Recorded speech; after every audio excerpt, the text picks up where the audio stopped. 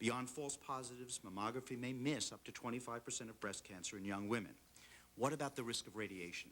This is a theoretical concern, but it is based largely on exposure to very high doses of radiation and in much younger women. While the risk of radiation should not be completely dismissed, there is no direct evidence that exposure of women in their 40s to the levels of radiation used in mammography causes breast cancer or poses any other health risk. I'd be happy to say where we should go from here, but I see the red light is on. Would you like me to just sum up? Take a few more minutes if you wish, Dr. Klausner, to sum up. So where do we go from here? The presidentially appointed National Cancer Advisory Board, which is the oversight and advisory board legally constituted to advise the National Cancer Institute, will and had planned to discuss the issues of screening mammography and the results of the conference, the results that were not just the consensus report, but very importantly, the stimulation and presentation of lots of new data on which we can all make decisions. Based upon those discussions, the NCI will move forward in terms of information, education, positions, and the research we need to do to address this question for women at all ages. We must provide information to every woman and her physician or caregiver to ensure that such information is accurate, is current, is balanced, and is user-friendly.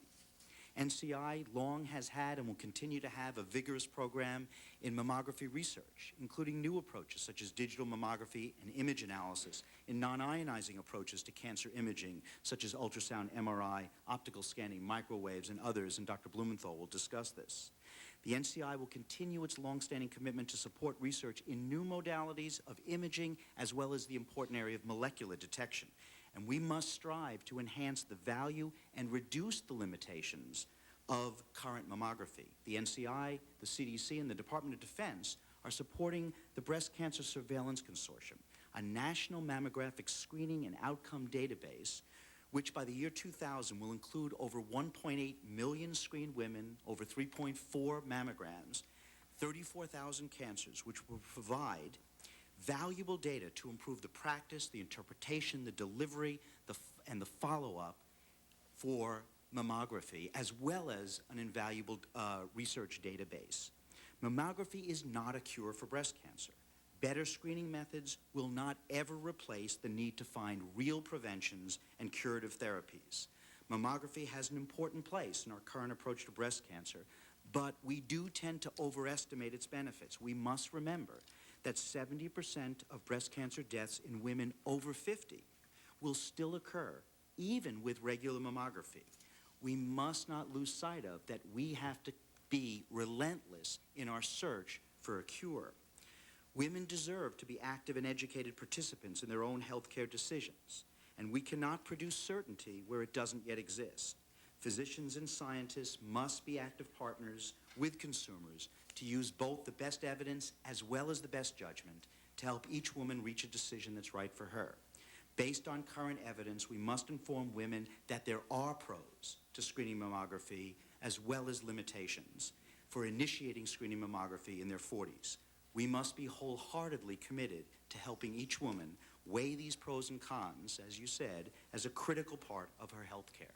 Thank you, and I'm happy to answer any questions. Thank you very much, Dr. Klausner. We'll now proceed with 5-minute rounds of questioning from the members of the subcommittee panel.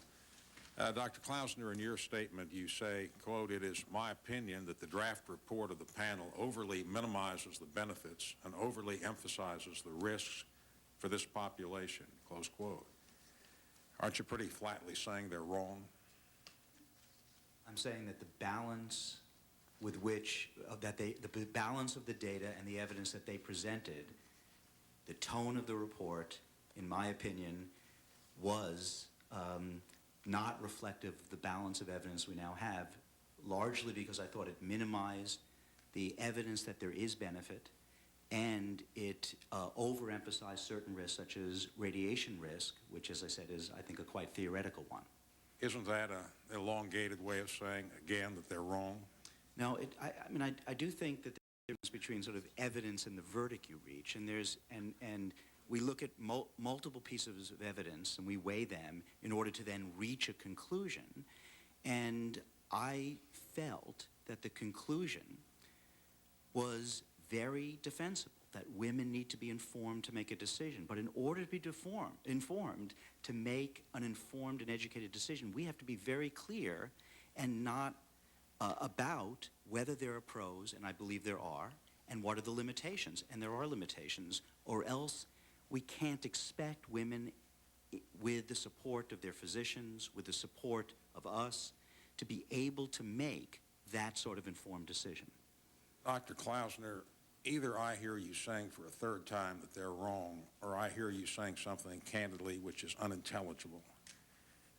The women in America in the age category of 40 to 49 need to know in unequivocal terms whether a mammogram would be helpful to them in detecting breast cancer. Right. Yes or no?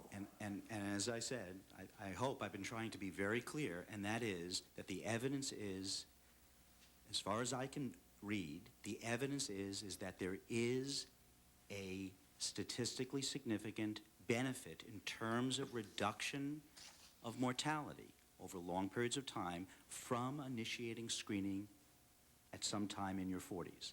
I think I've been very clear with that. And as I said, I disagree with that aspect of the report of the panel. I take that as a yes.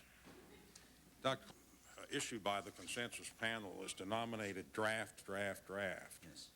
Question in my mind, and I know that you're going to convene the National Cancer Advisory Board on February 25th and 26th, is why issue a draft report which has so many open questions?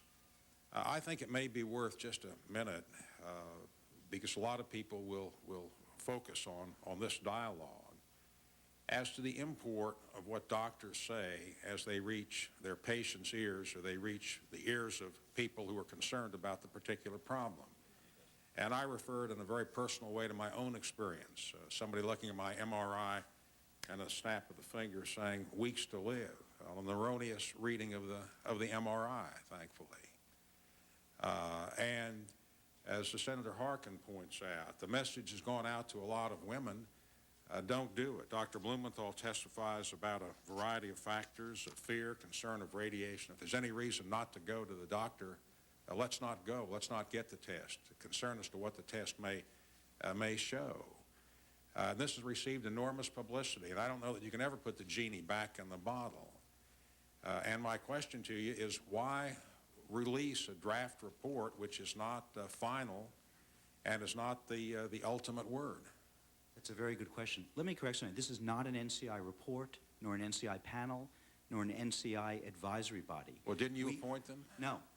Well, how did they come into existence? So let me explain this. There is, I think for about 20 years, there's been an independent jury-type mechanism for consensus conferences at the NIH in order not to in any way be viewed as prejudicing the outcome of a discussion about mammography. I discussed this with Dr. Varmus, and we went to the office at the NIH that is separate from the NCI to ask them to convene this independent panel.